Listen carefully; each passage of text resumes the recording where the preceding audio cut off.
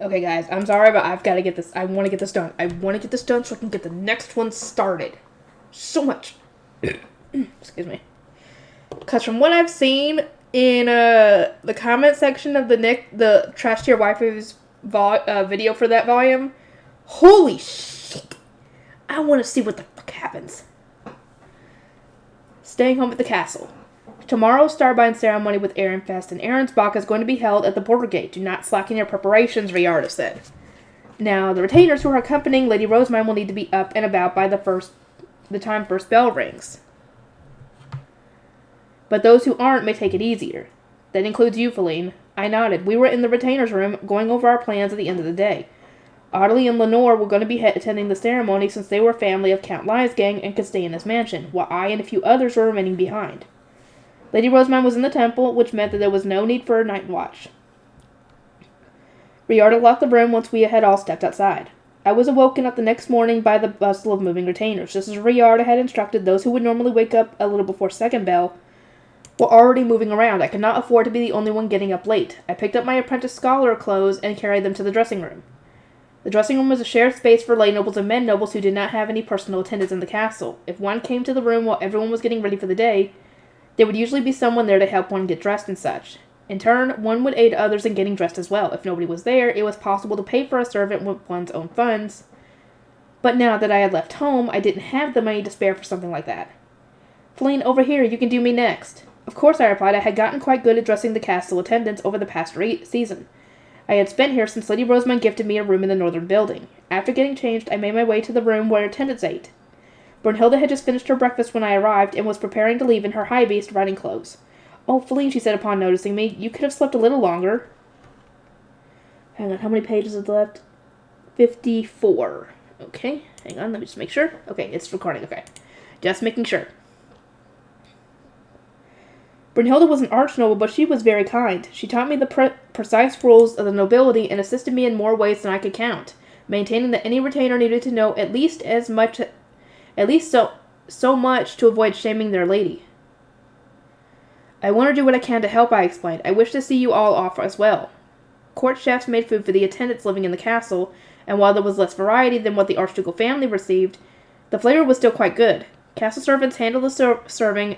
Some of them carried themselves just like the temple's grey priests. Judith lived in the night dormitory, and she had been moaning about how she wanted a room in the northern building instead. It would have been nice for the knights to enjoy the same meals we were lucky enough to receive, but training new court chefs was apparently an arduous process. This excursion is a good opportunity to see how my lady fares outside of the castle, Riarda said. At the same time, you must keep in mind that she does not understand much about our lifestyle. Serve her well such that she does not blunder in Count Lyasgang's estate. Audley, Brunhilde, Hartmut, and Lenore all nodded before taking out their high beasts and getting ready to leave. Among the crowd surrounding us were the Archducal family, their retainers, the families of the grooms, and a portion of the knights ordered to protect the party. Everyone was busy with their respective preparations, and ordinance had come from the temple informing us that Lady Rosemine was on her way. Ah, there she is. Wait. My eyes widened as Lady Rosemine arrived in her high beast, which was much, much bigger than I had ever seen it before. Its entrance stretched open once she landed, and Daniel hopped out with a large, wrapped item of some kind in his arms. I could see through the open doorway that there were many grey priests and much luggage packed inside. I was wondering how they were going to carry the divine instruments and grey priests in the border gate, I said aloud, to think she would make her high beast that large. Judith, who was looking at Lady Rosemine's high beast with a similarly stunned expression, nodded in agreement. She was here to see everyone off as well.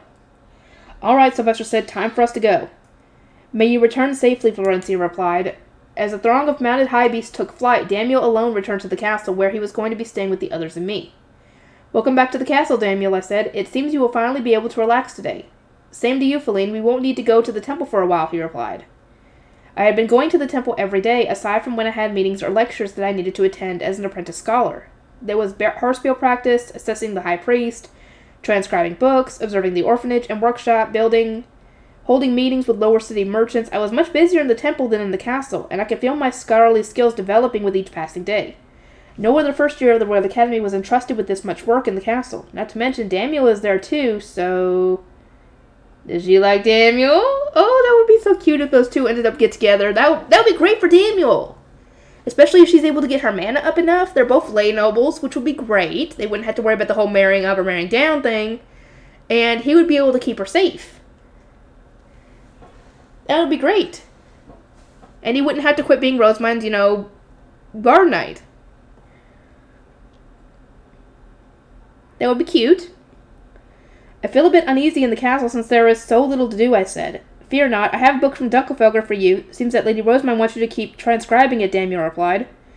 The wrapped item in his arms was no doubt the book in question. Lady Rosamine had not failed to provide me with plenty of work.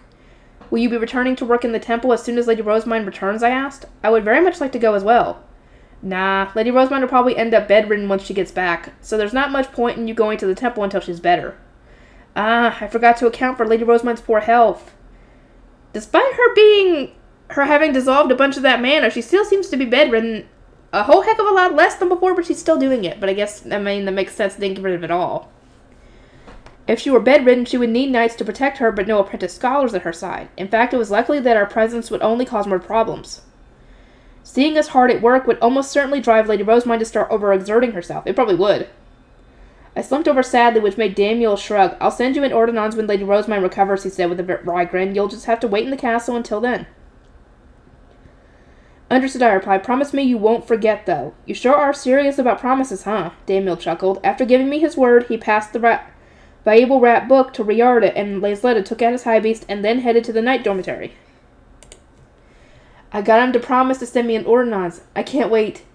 I watched as Daniel went, smiling to myself all the while. Only when Judith prodded my cheek was I drawn back to reality. You sure like Daniel, don't you? She said. I knew it. That is so cute. Daniel actually has someone who actually likes him. Wow. She said with a snicker. Was it showing on my face again, I asked, rubbing my cheek. Judith snickered again and nodded. You're like an open book, she said, having already sniffed out my feelings. Brunhilde and Lazletta were aware as well. How can I not like him, I asked. He's so wonderful. He certainly is the hero who saved you. I thought before working here that he was just a lucky lay noble making the most of going to the temple. But now I know he's having a hard time keeping up with Lady Rosamine's craziness. And, well, he may be a bit dense, but he's not a bad guy. You just keep working on him, Feline. I heard that not even Lady Elvira is going to be able to find him a marriage partner right away. I mean, all he has to do is wait until she comes of age, which is like 5 years, so, I mean, he doesn't have to wait that long.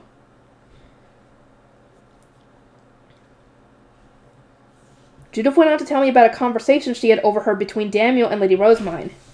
Lady Elvira had apparently said that she could not find him a partner in the near future, and it seemed that Daniel had gotten rather depressed as a result, even saying that marriage was impossible for him. I certainly felt bad that he was having to wait, but I also hoped that his misfortune would continue at least until my coming of age. Well, I mean, once you get at least 13, you could probably try and, get engaged to him, and then all you have to do is wait for the star binding and you're coming of age, and boom, married.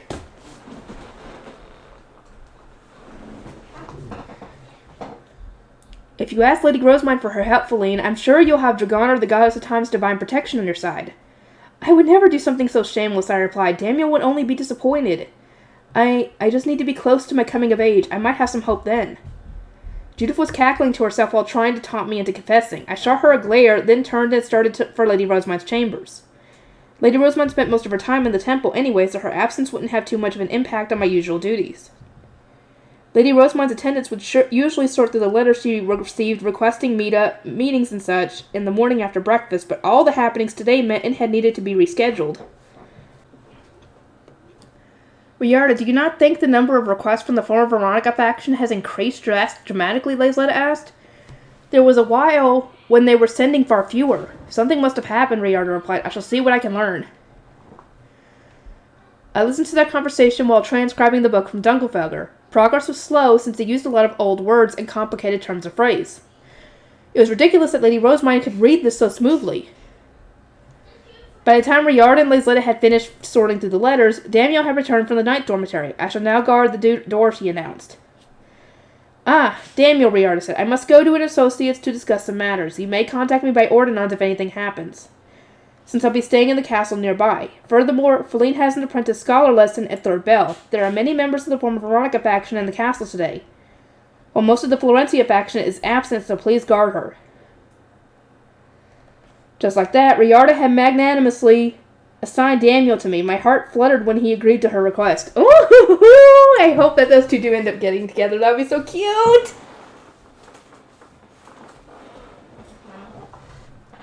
Whatever shall I do? I can hardly wait for my lesson now. Once the letters were sorted, the attendants needed to clean the chambers. This was usually when I would decide between going to study in my room or participating in training with the Knights Order. However, since most of the knights were now headed to the border gate and those remaining behind were largely on guard duty, there was no training to attend. I cleared away my pen and paper in preparation for going to my room, only for Laisletta to raise a hand to stop me. "Stay here, Feline.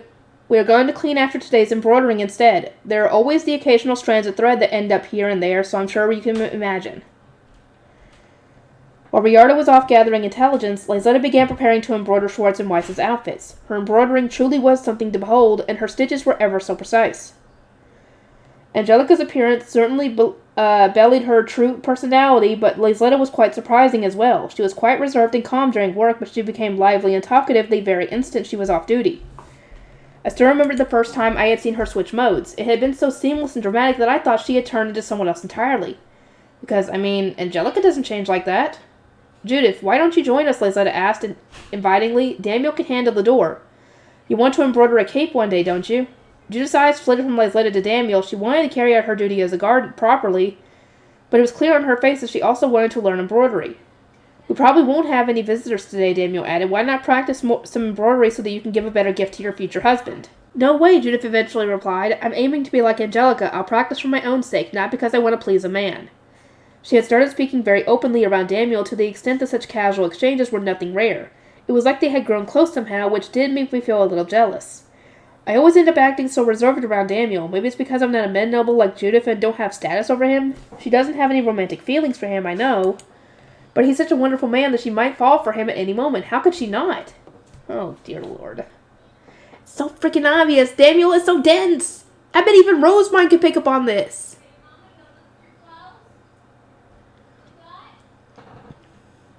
Daniel now had enough mana that he was capable of marrying even a men noble like Lady Bridget. I would need more mana to even earn his notice. So I was working hard to compress it as much as possible. I couldn't help but hate my lay noble body for its painfully limited mana capacity.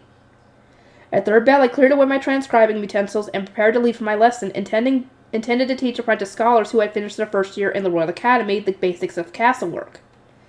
I was Lady Rosemine's retainer, but I had been told to attend nonetheless since I was unfamiliar with the inner workings of the castle. The schedule for today was to observe the working scholars. Lady Rosemine was an Archduke candidate, but she had very much wanted to participate with us. It seemed that she planned to take the scholar course as well. I must work harder, else I'll surely be called unfit to serve as the brilliant Lady Rosemine's retainer. "You're going to be late if we don't leave soon, Feline," Daniel said. "I'm ready," and so I made my way toward the main building with Daniel, savoring the joyous feeling that swept through me when he slowed down to match my pace. Unfortunately, the smile faded from my face when we left the northern building. I was happy to be spending time with him, but getting to the main building always made me feel a bit anxious. Even though we were Lady Rosemine's retainers, we were often insulted from the shadows for being lay nobles. It was preferable for adults to visit the temple, as so Lady Rosemine would always bring Daniel with her, leaving castle duty to the apprentices. This had resulted in castle nobles referring to Daniel as a temple-only guard knight. Whom Lady Rosemine kept around only because she could not bring arch-knights to the temple. Meanwhile, I was being called the lay noble who exploded the saint's compassion in reference to the fact that Lady Rosemine had saved Conrad and granted me a room. Hearing these insults had initially made me want to burst into tears, but over time I grew used to them. Such harsh words were never pleasant to hear, but Daniel would console me and teach me how to ignore them. "They're just jealous because you get to be Lady Rosemine's retainer and they don't," he would say. "Daniel is so kind and wonderful, isn't he?" "Yes, he is. He's dense, but he's awesome." There were only a few apprentice scholars coming to today's lesson. Roderick and I were the only first-year apprentice scholars, and we were joined by 2 second-years who hadn't been able to participate the year before. Lady Rosemine was an Archduke candidate, so even though she intended to be an apprentice scholar, she could hardly be counted alongside us. I had spent a winter in the Royal Academy with everyone who was due to attend. It was nice that I didn't need to feel tense around them. "Roderick," I called. "Aunt Feline." Roderick was an apprentice scholar who put his all into writing stories. We had competed to see who could write more for Lady Rosemine during her long slumber, so I felt a little bad that only I had been chosen to serve her. Were his family not in the former Veronica faction, I was sure he would have been chosen in my place. He was a men noble after all, while I was only a lay noble. "Good timing, nobody else is here yet," Roderick said. He glanced around, then pulled out a letter from his belongings. "This is for you, Feline. I want you to read it as soon as you get back to your room," he exclaimed. I instinctively looked between the letter and Daniel, whom Roderick must not have counted considering that he said nobody else was here yet.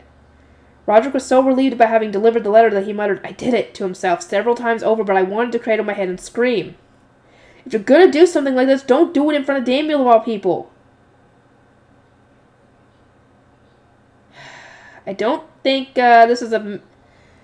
I don't know if this is either a love letter or this is the letter that's supposed to warn of the ambush. Daniel looked down at the letter. A love letter, huh?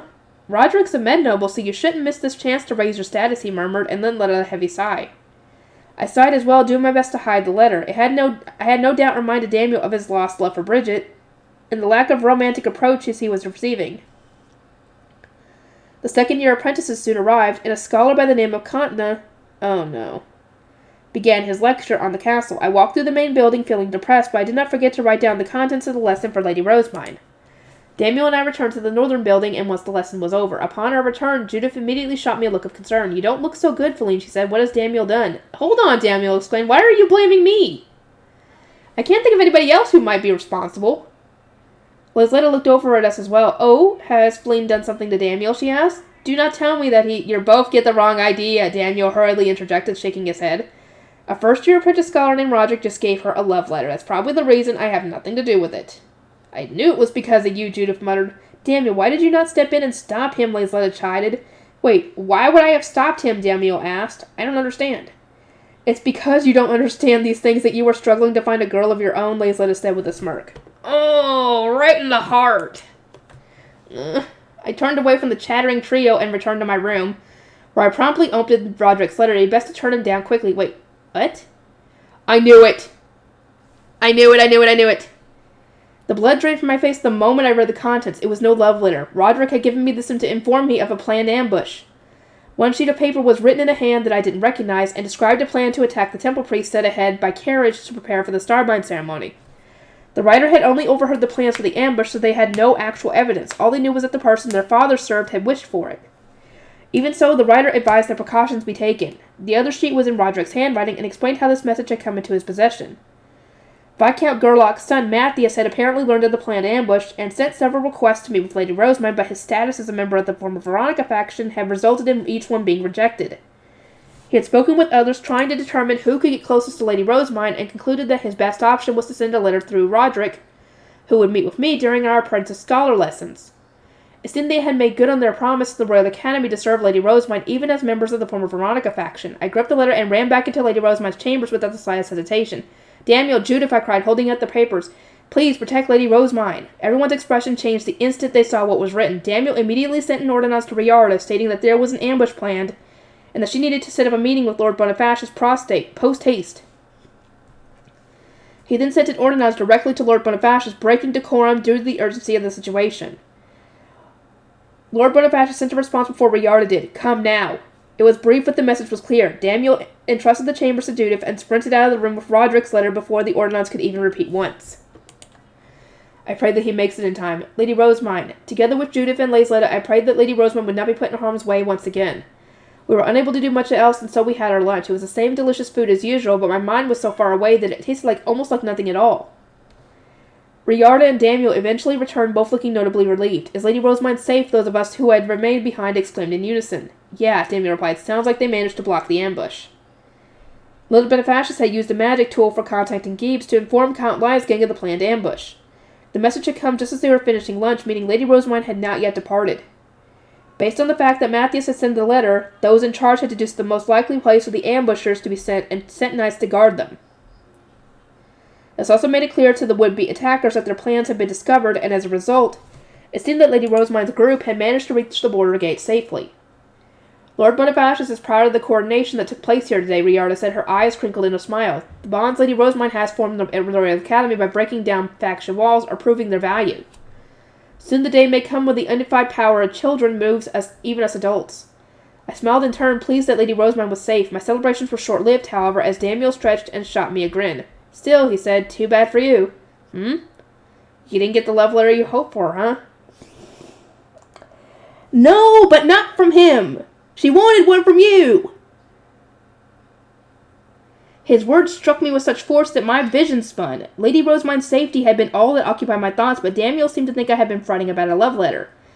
Was I really that much of a child in his eyes? I looked up at him, struggling to hold back my tears, which made him frantically wave his hands. Now, there's no need to cry, is there? He stammered. I mean, there's plenty of fish in the sea. He'll get another love letter or two for sure, no doubt about it. Dude, that's not the problem here. That's not what I'm upset about. Oh my god, someone smack him. Judith and Laysletta gave exasperated sighs. I knew deep down that Daniel was just showing concern for me since he didn't know how I really felt about him. He was a kind man, but he was doing the exact opposite of what I wanted from him. Is she gonna say something, or... She actually does it! She actually does it! Should I just say it now? Should I stop holding back and confess everything? I balled my fist and glared up at Daniel, filled with determination. He was probably used to getting such stern looks from Judith, but evidently not from me. I could sense how taken aback he was from his expression alone. After eyeing him carefully for a moment, I took a deep breath and...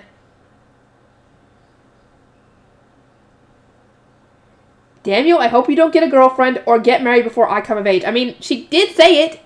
She did say it because that's what she's hoping for. She's hoping to be with him, and thus she doesn't want him to find anybody before she comes of age and can try and get him.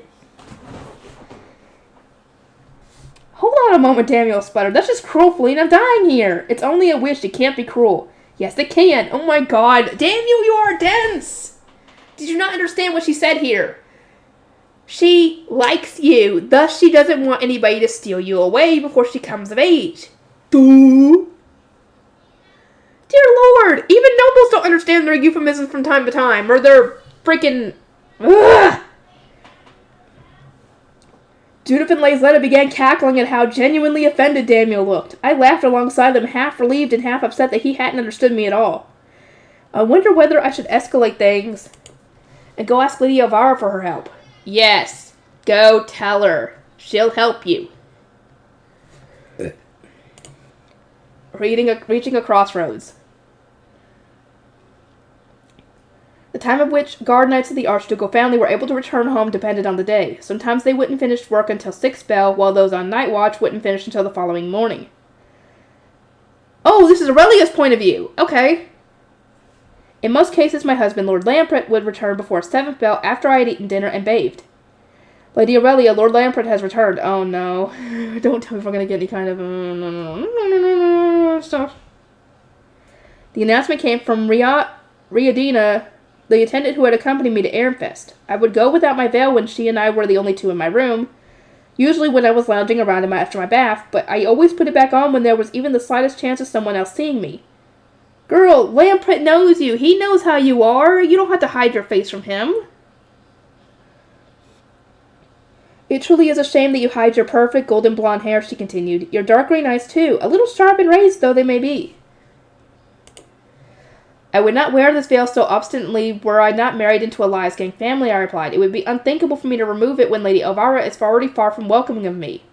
I can hardly imagine how much her mood would worsen if she knew my face. I suppose the only people in this duchy who have seen beneath my veil are Lord Lamprecht and Riadina. Almost said Riarda. Lord Lamprecht and I had shared very little time together in the Royal Academy, owing to the fact he was a few years above my own, and nobody else from Ehrenfest had seen my face. Nothing good would have come from it. After all, my resting expression is identical to the one Lady Gabrielle would make following her marriage into Ehrenfest, when she would craft vicious plots. My face is going to be despised here. Isn't that your fault? Dude. Lady Gabrielle's appearance was preserved only in a few portraits in Ehrensbach. It had not been until Lady Georgine mentioned my likeness to her grandmother based on pictures her mother had that I was made aware of my plight. Ever since I was a little girl, people had told me that I looked as though I was scheming something awful and that my eyes carried the cruelness of some base villain. That was bad enough, but now I had married into a family who reviled and cursed my likeness, a fact that had only been revealed to me during the tea party before my wedding. How could the gods be so cruel, truly? There is no doubt that I would be subject to even more awful misunderstandings than before. I would never take the risk of removing my veil. That's making a misunderstanding in itself. There was a magic circle sewn into my veil which prevented the material from obstructing my vision, and only once Riadina had aided me in putting it on did I permit Lord Lamprecht and his attendants to enter the room. Lord Lamprecht sat down next to me, took out a letter of invitation, and then handed me a sound-blocking magic tool. Aurelia, this here is an invitation from Mother, he explained. Rosamund and Lady Florencia are holding a tea party at the beginning of autumn to advertise some newly dyed pieces of cloth. Seems like they want you to join. Riadina will need to stay behind, unfortunately. Mother is going to be selecting your attendant instead, so what do you think? He checked that I was holding the magic tool and then added, Mother's deeply involved with this event, what with Rosamund being her daughter. If you refuse to attend, it's going to be a lot harder for you to get into the Florencia faction. I was following my mother-in-law, Lady Elvira's instructions, and refusing any contact with the former Veronica faction, which held deep connections with Lady Georgine, but I had not yet socialized enough to enter her and Lady Rosamund's faction. It seems that Mother intends to give you some time to get used to living in Ehrenfest, and then invite you to tea parties and the like once you've taken your veil off.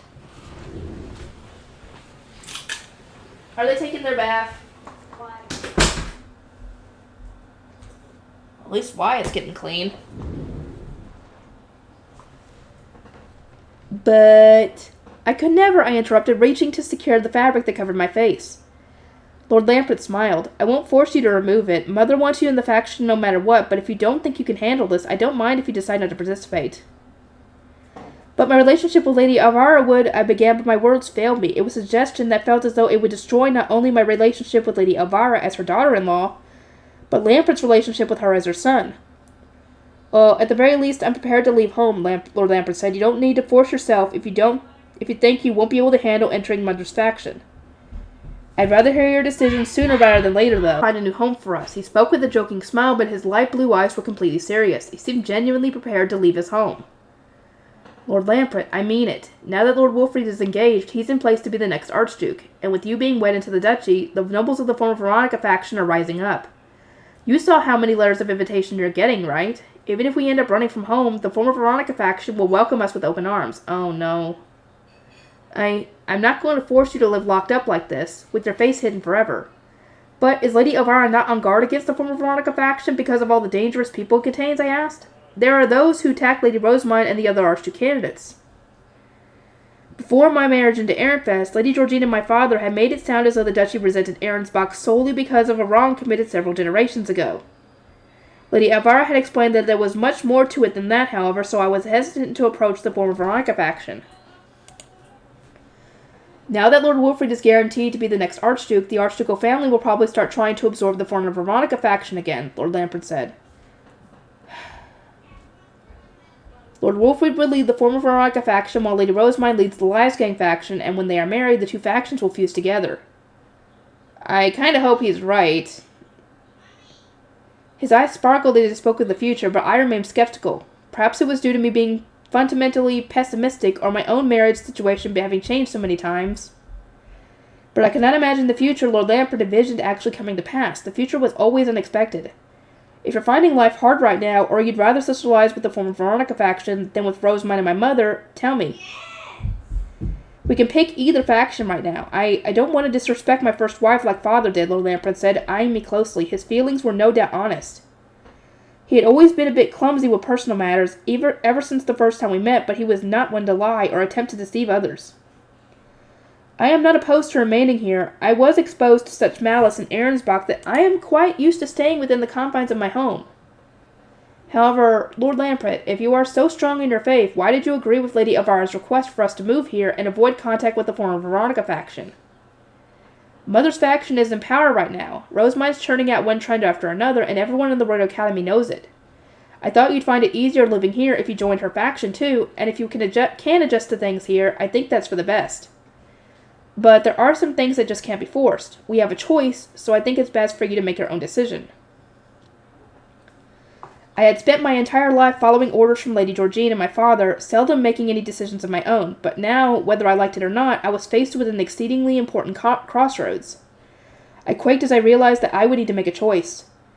I should mention, since Rosamund is heading this event, I'm sure it will be safe. Why not try socializing with Mother's faction and then making a decision after that? Lord Lamprey asked. I was now quite grateful to have an opportunity to socialize before choosing a side, but it's still possible that attending would cause me great suffering. I am told that Lady Rosamund was once attacked by an Ehrensbach noble, I said. Is it not possible that she would vent her frustrations on me? No. Lord Lamprey shook his head. Rosamund would never be mean to someone who's innocent. She's a really kind girl. She showed compassion to the temple's orphans, and she saved my lord when he was a breath away from being expelled from the archducal family. He had seized this opportunity to brag about his little sister, as he so often did, so I took a moment to recollect my thoughts. I recalled the small figure I had seen at the border gate, chastising her guard knights at the Starbind ceremony and granting a wondrous blessing. I will think it over carefully, I said. I shan't keep you waiting for my response. This will be a big decision for you, Aurelia, so think about it as much as you need to. I'll see you later, Lord Emperor replied. He retrieved the sound-blocking magic tool he had given me, and then lifted my veil just enough to kiss me on the cheek near my lips. He held up his cape with a little such that his attendants would not see the slivers of my face he exposed to the process. Going that far will only make people even more curious about my appearance. I would normally scold him whenever he teased me like this, but I was so relieved and overjoyed that he would protect my wish to hide my face that my frustrations quickly washed away. Once again, I simply could not be angry at him. I watched Lord Lampert leave with his attendants and then let out a sigh. What do you think, Riadina? I asked from where I was seated. I was told that I may choose a faction of my own, but as you know, I'm not well accustomed to making decisions. Riadina had lost her husband in the Purge following the Civil War, and as a second wife, she had been unable to return to her family or stay in her current home. My mother had taken her as an attendant, saving her, and when my mother passed, Riadina was assigned to me instead. She had been with me ever since I was a child, so she knew me better than most. To think you were not even permitted to select your own course in the Royal Academy, Riadina reminisced. You had wanted to be a scholar or an attendant, but you were ordered to take the knight course, since Lady Alstead was lacking in apprentice guard knights. Indeed, I replied, it all worked out well in the end, though. Had I not taken the knight course, I would presumably not have met Lord Lampert. Fate truly does work in strange ways. Retainers of the Archducal family were required to spend a great deal of time with the one they served, leaving their helms unattended. And this was especially true for guard knights. Lord Lampert had known that marrying someone from another duchy who could not understand this would only cause problems, so he had socialized specifically with apprentice knights from Arensbach. Around the same time, I was taking the knight course at my father's behest, all so that I could serve Lady Georgine's daughter, Lady Alstead. I still remembered how empty those days had made me feel. It had already been decided that Lady Alstead would marry an archnoble upon her graduation, I recalled. She would only remain a member of the Archducal family for 2 years at most, regardless of whether I was in her service. It was upsetting beyond words to learn that Father had decided my future purely to make Lady Alstead's last couple of years in the Royal Academy as convenient as possible. By that time, the Archduke's first wife was already falling ill, and the Archduke was planning on raising Lady Georgine to be his second wife, Riadina said. Your father must have wanted to form as strong of a connection with her as possible before then. Father had been pleased to earn Lady Georgine's favor, even if only a little, but I had soon found there was no place for me in any of the friendship groups the other apprentice knights had already formed. I would often retreat to the knight building under the guise of training simply to evade them. It was there that I had found the opportunity to speak with Lord Lampert. At first he had simply asked me to introduce him to the other girls. I was 3 years his junior, and he had not been able to sense my modest, as he had not seen me as someone worth romancing. At the time, however, Lord Lampert was already a 6th year. He was too late to begin socializing, and in contrast to his reputation today, Ehrenfest was viewed as a completely unattractive duchy. Nobody in a greater duchy like Arensbach would wish to marry into a bottom-ranking duchy like Ehrenfest. You will struggle to convince anyone who is not desperate to leave Arensbach, I said to him at this time. Indeed, anyone who does not wish to leave as I do. Well then, Lady Aurelia, would you come to Ehrenfest with me? Lord Lampert had replied. Lady Veronica would rejoice to have you, and your presence will aid our house in getting closer with the Veronica faction. I had smiled and agreed, thinking of nothing but escaping my father. Of course, Father refused the idea outright, stating that he would not permit me to marry into a bottom-ranking duchy like Ehrenfest, and to an archnoble with so little mana. He eventually agreed to allow Lord Lampert to escort me as his graduation to serve as one last memory before our farewell. But even that required a great deal of negotiating. Yet, despite resolving to be separated from Lord Lampert, we ended up married nonetheless, I mused. That, too, was in order, Riadina said. How do you feel about your present lifestyle? I believe Lord Lampert has placed this decision in your hands because he cannot imagine that someone on guard enough to wear a veil, even in her own room, is content.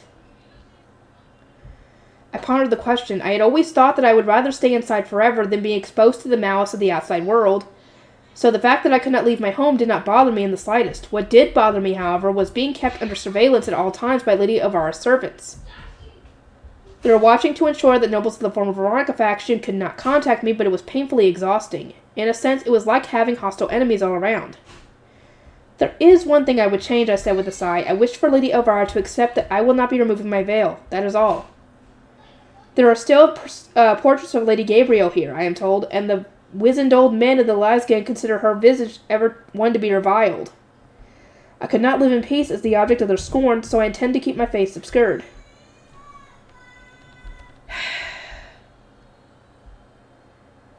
I understood that entering Lady Rosamund and the Lady Elvira's faction was the best move for me, but it was hard to imagine that those who had been abused by Lady Veronica and suffered from Lady Gabrielle being wed into the duchy would ever welcome me. The dying competition is no exception. I am going to be nervous on my own without you, Riadina, but as long as I may wear my veil, I am willing to participate.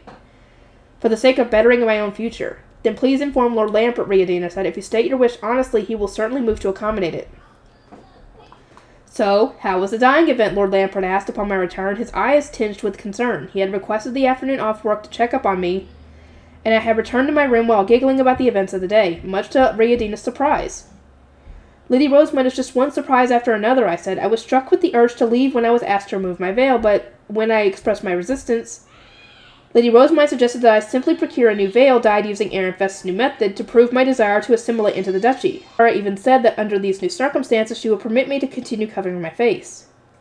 It would take some time to redo the embroidery, but that was no issue. I had nothing but time on my hands, and to be permitted to continue wearing my veil, I would go to whatever lengths was necessary. The design on the new cloth is quite adorable, I continued. Lady Rosamund said that she will gift some to me.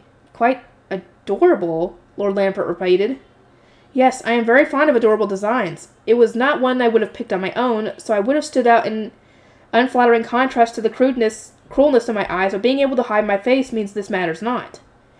It was Lady Rosamund who explained this to me, and although I may not have been the most appropriate thing to say to a woman agonizing over her appearance, I could tell that she had spoken for my sake. The contrast between her standing proud at her suggestion and her retainers floundering in an attempt to stop her from speaking was so amusing that I was barely able to contain my laughter. Oh my, that is quite something, Riadina said, likewise unable to contain her laughter. I returned my attention to Lord Lambert, who was listening with a grin. However, she had most likely been told to make the suggestion so that she could then acquire information on Arensbach, I said. She asked me a great many questions.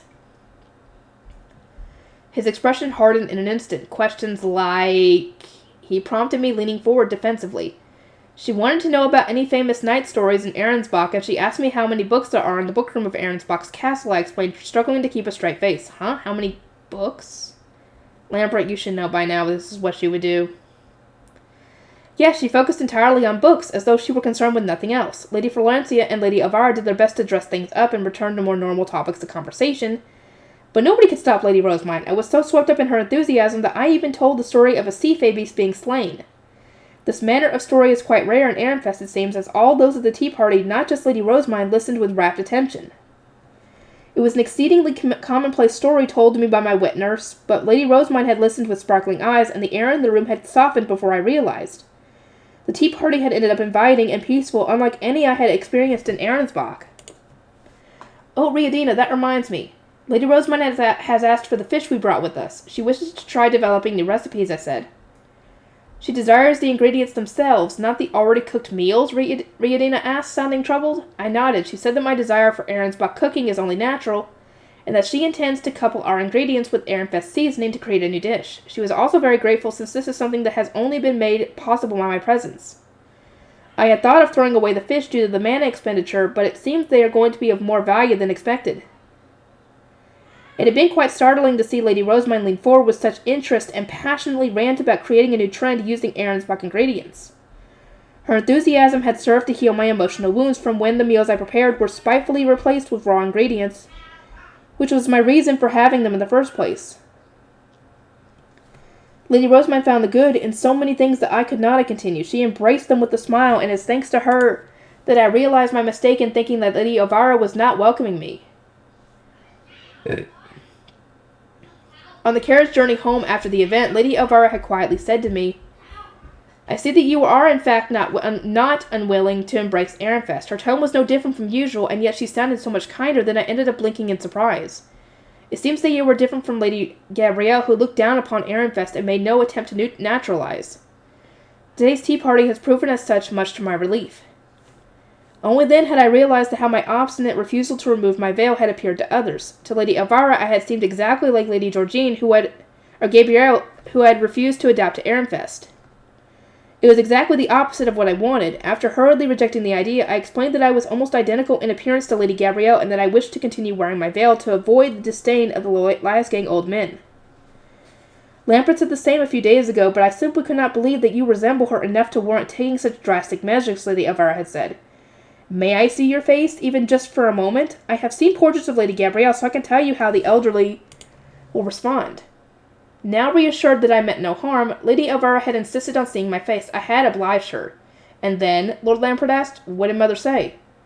She said that she will accept me into her faction once the new veil is complete and embroidered, I said. In similar appearance to the clothing of those in their faction, will indicate to everyone the choice I have made. She will encircle me such that members of the former Veronica faction cannot easily approach. And she will provide assistance even when I am speaking with the elderly Liasgangs. Upon learning that I did indeed look identical to Lady Gabrielle, Lady Elvira had provided me with her full support. Never before had I felt so strong of heart. Aurelia, does that mean...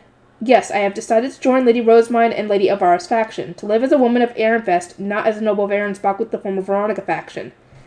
Lord Lampert, I hope for your support. I had chosen Ehrenfest over my homeland, thereby cementing my fate as a recluse. I was not entirely isolated, however. My newly strengthened relationship with Lady Elvira offered some opportunity to socialize as she began inviting me for tea and meals in the main building, and to her meeting with merchants. In turn, the servants assigned to me seemed to grow warmer as well. Soon enough, the cloth from Lady Rosemine arrived. I poured my all into embroidering it, embracing the reclusive lifestyle I had always wanted. Oh, things are working out for her, and I'm surprised that she actually does resemble Lady Gabrielle quite a bit, apparently.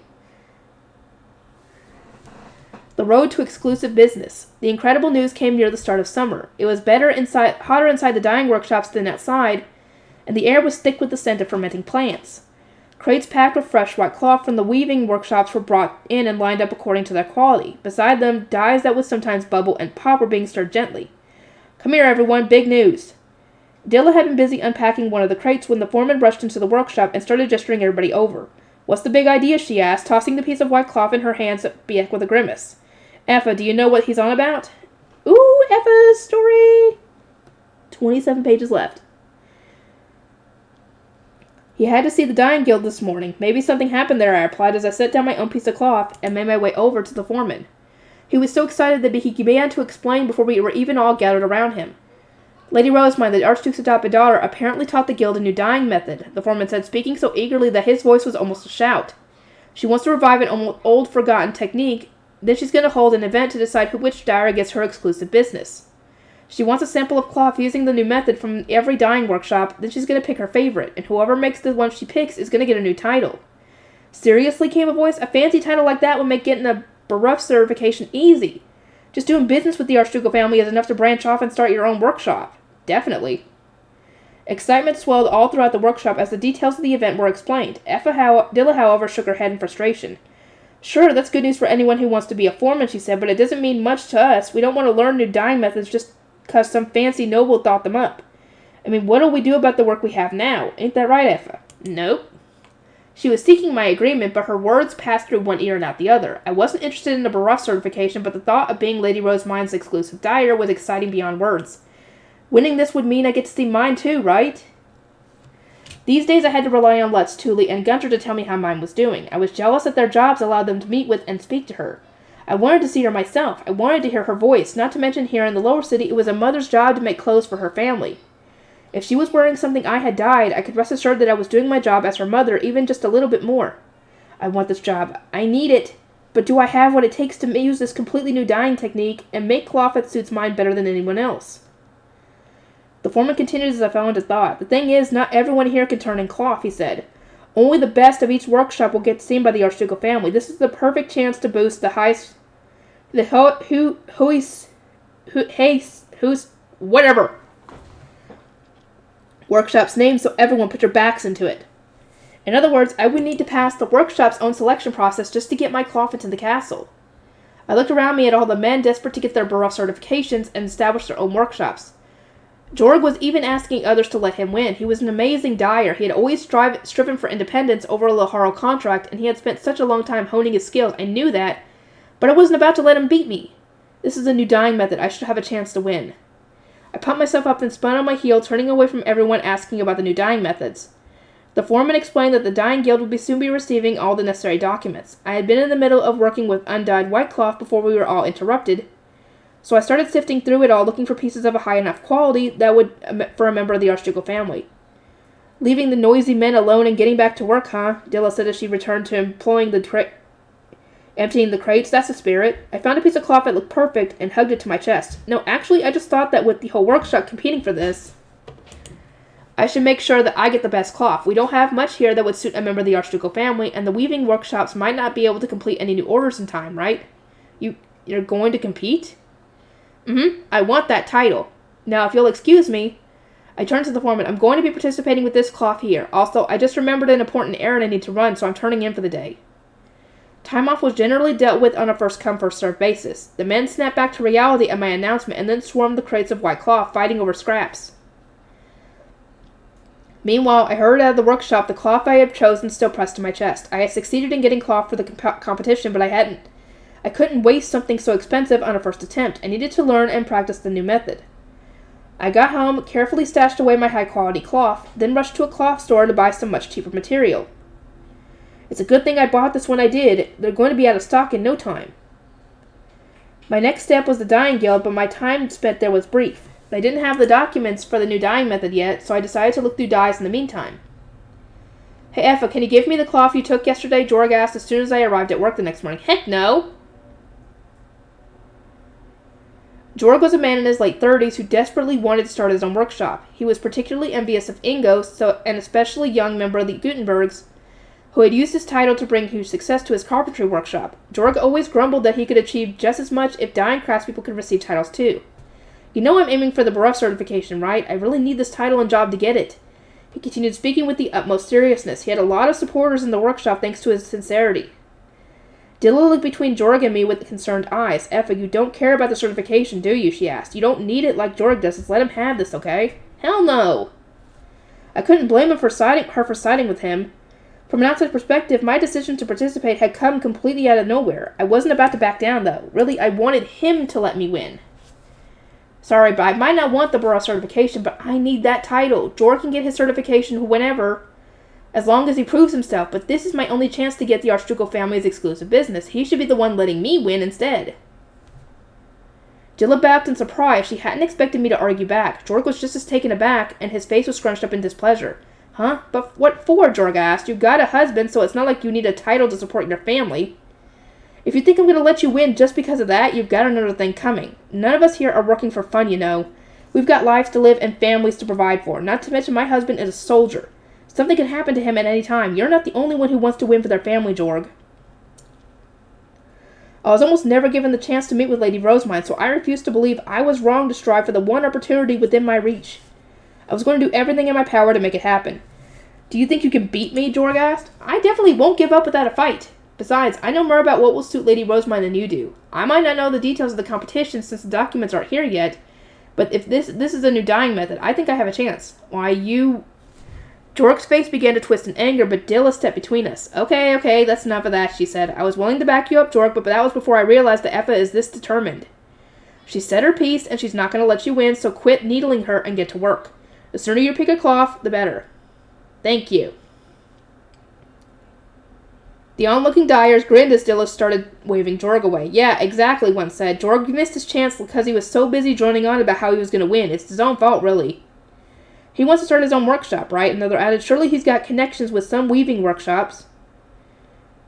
Jorg shook his head and walked away. I was just thinking I could save on costs by using cloth from here, he muttered. Even now, his posture pretty much oozed confidence.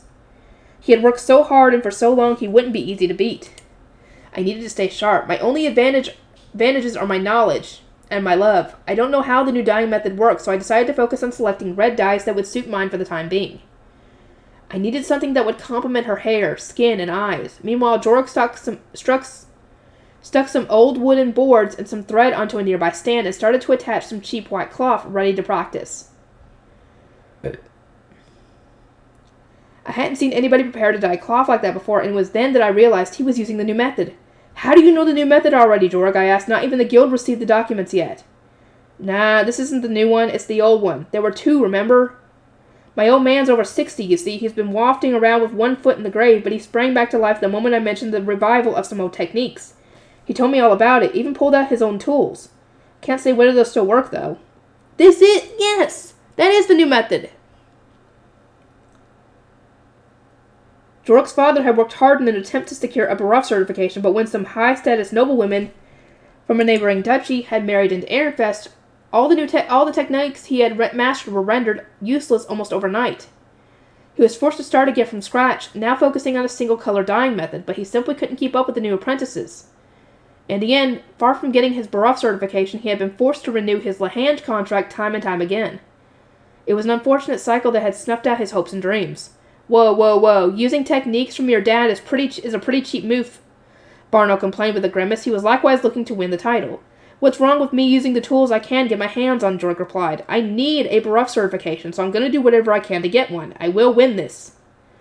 He spoke so forcefully that I could practically feel Barno shrink back a little. My eyes flitted between them both. Everyone had their own motivations here, but this wasn't going to deter me. Tomorrow's Earth Day, which means Thule will return home tonight for sure. And sure enough, I'm home, Mom. Big news, Thule exclaimed as she rushed through the front door. It was long after 6 bell. Her green hair was tied in a braid that swayed ever so slightly behind her head, and her chest heaved with each breath. Yay, welcome home, Camille called out. He rushed out to greet his big sister, then started pouring her some water. The workshop is a mess right now with all the news, I said, but I'm guessing that you and the Gilberta Company know even more than we do. Probably. That's why I rushed home. I've never been this impatient for a weekend before, Thule said. She thanked Camille for the water and then moved to help with dinner as we continued our conversation. Okay, so this happened when I went to deliver a hairpin to the temple. Aw, talking about Lady Rosemine again? Camille complained. He puffed out his cheeks and glared at Thule. Making hairpins for Lady Rosemine is part of my job. If you're going to complain, I won't give you the book I brought from her workshop. Ooh, I want the book! I want the book! Thanks, Lady Rosemine! Thule was able to silence Camille with a book printed in the temple. She's got a bookworm in him. She's got a bookworm in him. I would normally have scolded him for not helping with dinner, but I decided that he was better preoccupied. So, I asked, what happened, Thule? This new dyeing method is actually something she gave to the Gilberta Company. I know how it works since she demonstrated it in the temple workshop. Let's work together so that you can get her exclusive business. The next day on Earth Day, Thule and I spread out some practice cloth and started thinking about how to dye it. My greatest weapon was all my knowledge of the Archduke's adopted daughter, of mine. I already knew what her hair and skin were like, and I could learn through Thule about the kinds of designs she tended to wear, so I was in a good position to produce something that would really suit her. I needed to use this advantage to its fullest. I know what colors will suit Lady Rosemine the most, but what about the design? I mused aloud. I've never drawn something to be dyed before, and I don't have much of an eye for art. My main area of expertise was dyeing cloth a single solid color, so this new method was entirely new to me. I also hadn't practiced any designs that would promptly complement a noble. Okay, I'll draw the outline then. I've been practicing art as part of my hairpin and embroidery research, Thule said casually.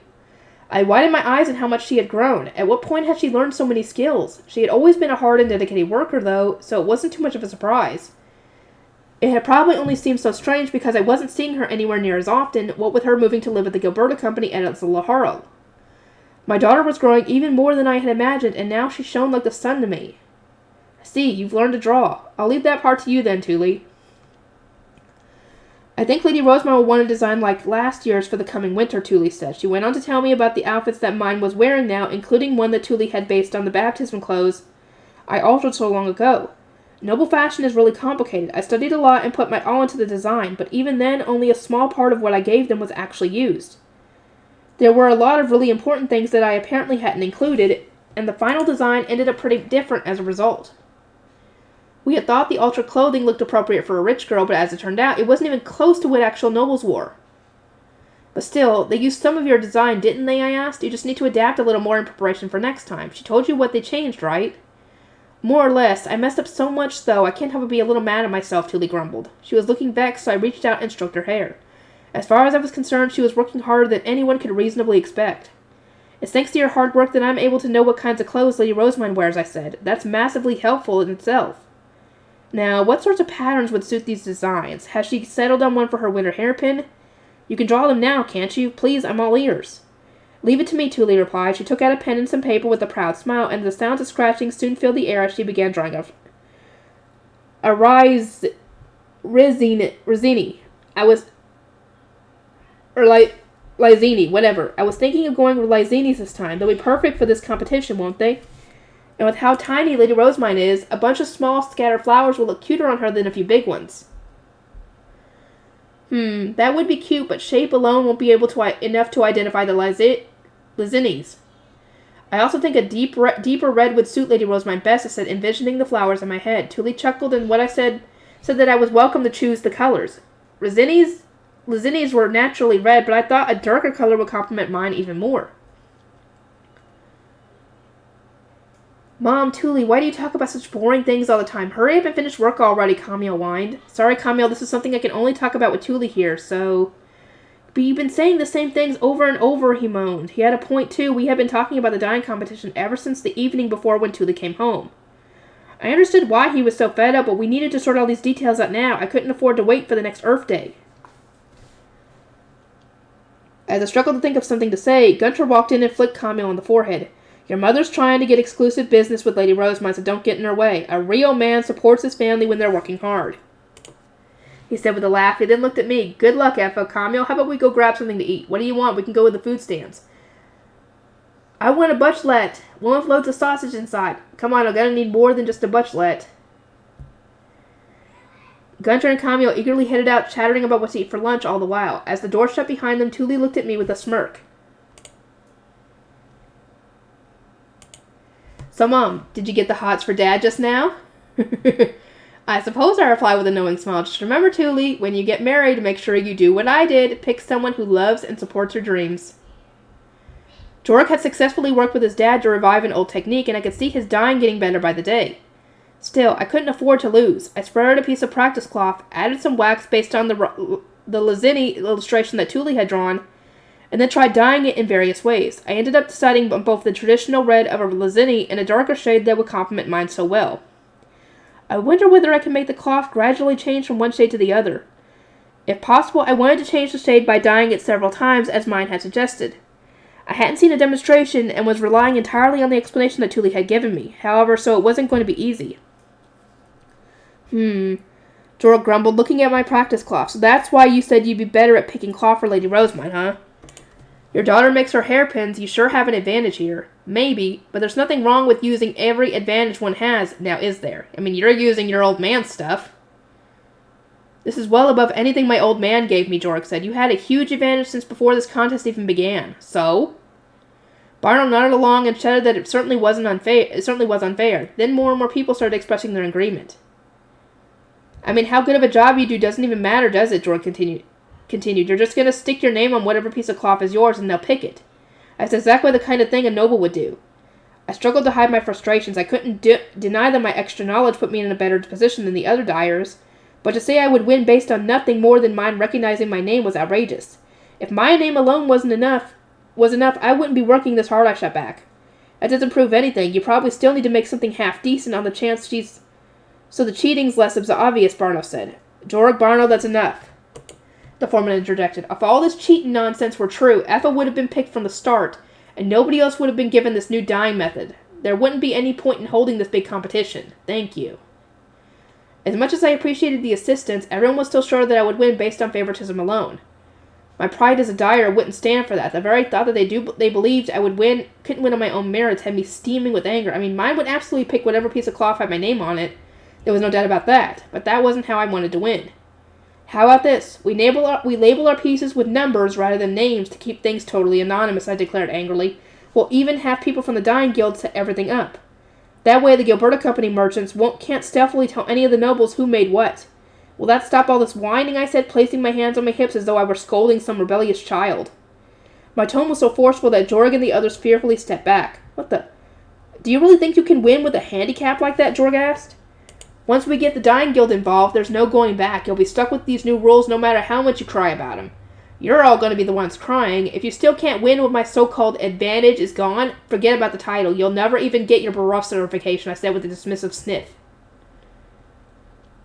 Jorg exchanged an awkward glance with Barno. Just you wait, he shouted. I've got my old man's tick here. I won't lose.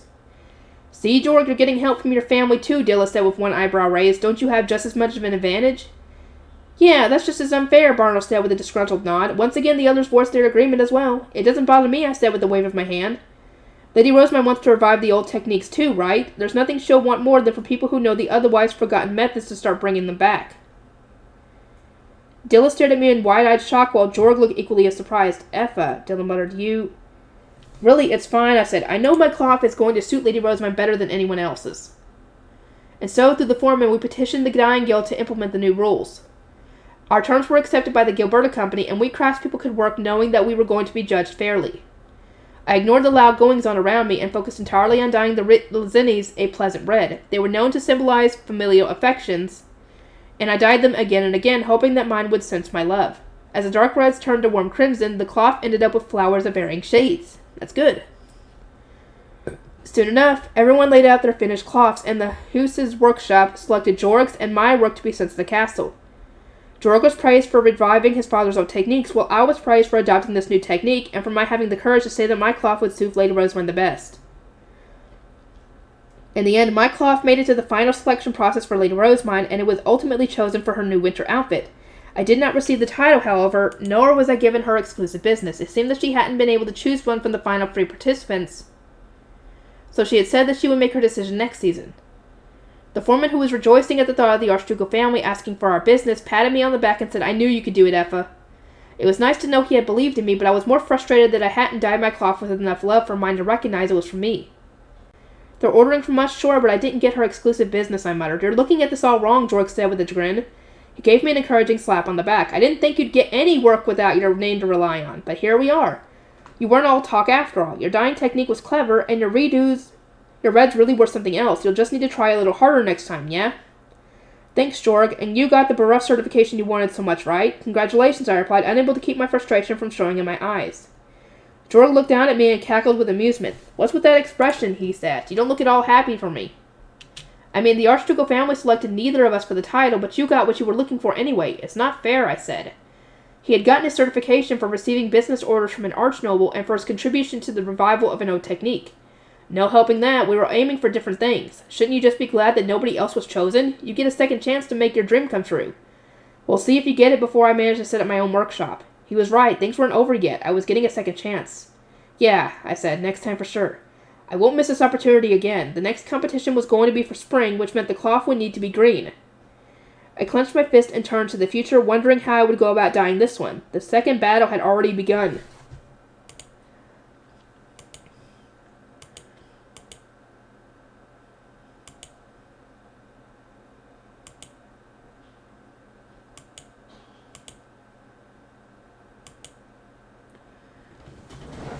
Okay, let's see how this is.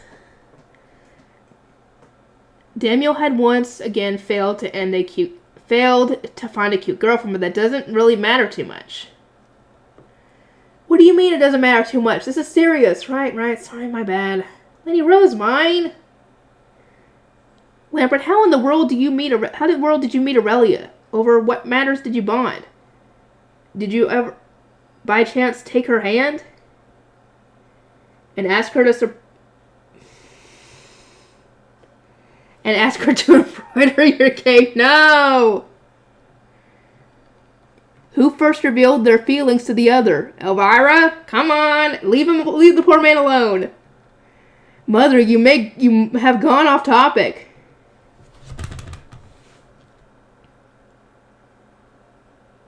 And you're being too forceful. Please tell me. And that's her aura. Please tell me.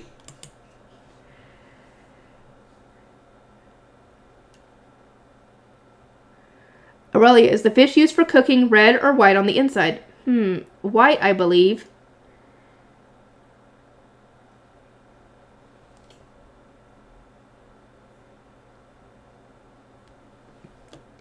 Is the flavor subtle or really strong? It depends on the recipe, but it usually has a strong flavor that I guess I quite like. Strong means it'll make nice broth. Time for pot soup.